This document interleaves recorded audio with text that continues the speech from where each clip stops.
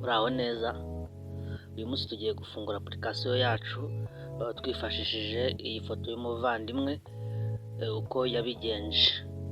Nk'uko bigaragara umwanya wa mbere ubanza dushyiramo username, wa kabiri tugashyiramo email ndetse na password dusanzwe dukoresha, ku wa gatatu tukakonfirma password.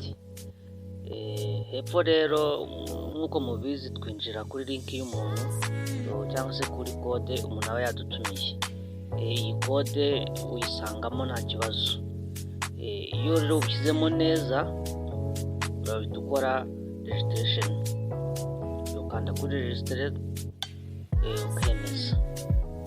Iyo umaze kwemeza rero urategereza igafunguka, ugahita winjira ahantu hameze gutya.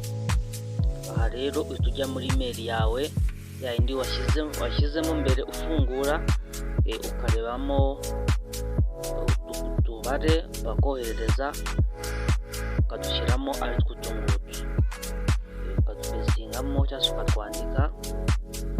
Ukamara kutwandika neza ugakora confirm cyangwa se confirm.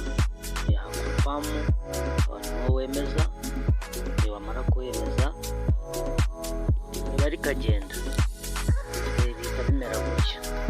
Iyo bigeze aha ngaha rero tayari nimba muri kano kagambo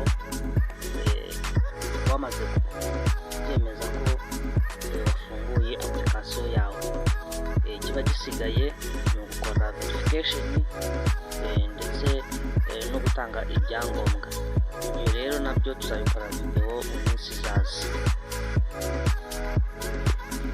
Niba ushaka kubana natwe mu biganiro bitandukanye, ndashyira link ya WhatsApp muri description y'iyi video kugira ngo uzajye ubana natwe mu biganiro bigiye bitandukanye.